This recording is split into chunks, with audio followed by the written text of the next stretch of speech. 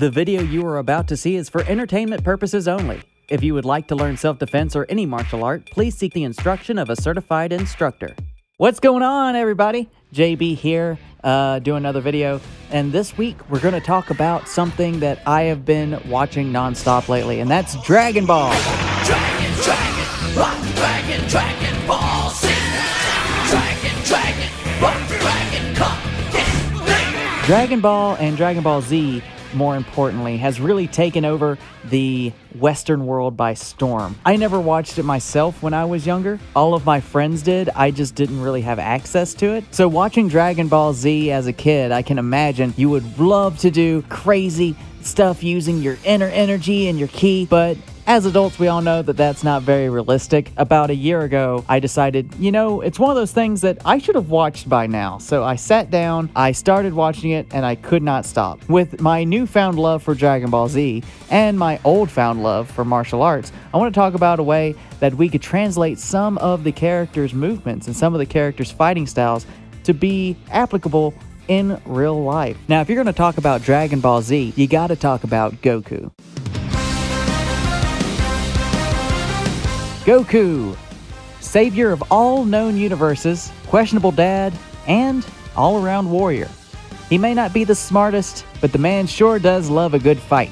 So without further ado, let's take 3 techniques from Goku and try to make them applicable. First of which, we gotta talk about the jumping roundhouses. Goku and everyone in the Dragon Ball universe loves jumping roundhouses. So if you're going to be a Z fighter, you have to do jumping roundhouses. It's just something that you're gonna have to learn to do. Now, I'm gonna be honest, jumping roundhouse is probably one of my least favorite kicks in the world, but hey, the ones that you're the worst at, you need to practice the most, right? So get with a friend and practice those roundhouses. There's 2 types of jumping roundhouses. One being Idan Toliochiki, where you take a step, and second being Dei Toliochiki, where you jump straight up from the ground and do the roundhouse kick from there. Sometimes it's easier if you're facing the other direction to get that momentum in your hips and swing your hips the right way. So if you need to face the other direction and turn to hit the bag, we'll do it. Next up is the legendary Kamehameha. When deciding what techniques to use to replicate this, we actually have movements in our forms that are very similar to what he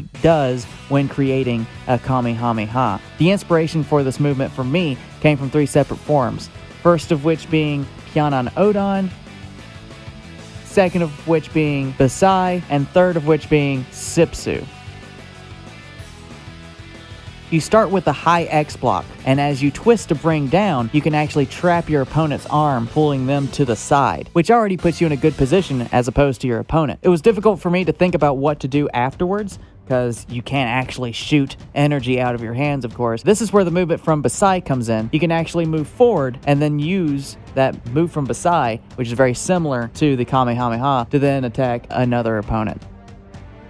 The last thing I want to talk about is Goku's ultimate form as of right now, because they're making another series, and who knows how powerful he's going to get then. But the most powerful he's ever been is in a form known as Ultra Instinct. And I think it's very interesting because they say that Ultra Instinct is letting your body take over and your mind taking a back seat to your body when fighting an opponent and just letting your body move on its own. Now, of course, we cannot just shut off our brains, and I would not recommend shutting off your brain in a fight, but I do think it's interesting that we focus too much sometimes while we're fighting. I know when I was lower rank, a lot of times I would telegraph what I was going to do because I would think about what I wanted to do so bad. I'd be like, oh, I want to do an axe kick so bad. And I would just be thinking about that axe kick. Where's the opening for that axe kick? And I would be staring intently at the person. I wouldn't be open to any opportunity because I was only focused on one type of thing that I wanted to do. That's why I spar a little bit differently now. I don't really stare directly at my opponent. I stare slightly downwards and to the left of them. I still have them entirely in my peripheral vision, but it makes me not think about a specific technique I want to throw. It lets me be open to whatever opening I see, and then I go after that instead of only wanting to do one technique or staring intently at one spot and being like, I want to hit them in the head, I want to hit them in the chest, I want to hit them in the stomach. I don't want to hit them anywhere, but I will hit them anywhere that is open. Pretty much what I'm trying to say is by not looking directly at my opponent, it makes me not think as hard. I don't think as much and just allow myself to be open to whatever opportunities there are. It may work for you, it may not, but it kind of reminded me of the Ultra Instinct from Dragon Ball Super. I hope this video was entertaining, and I hope that you enjoyed it. I enjoyed putting it together, and let me know if there's any other characters that I should do, any other series. I really love this series, and I would love to analyze and break down characters in the future to see if there's anything from their fighting style that we can take and apply to real life. Thanks for watching. Be sure to subscribe, hit the bell, hit the like, hit all the buttons, and we'll see you next week. Thanks for watching. Serious. Thank you. Thank you. Thank you so much.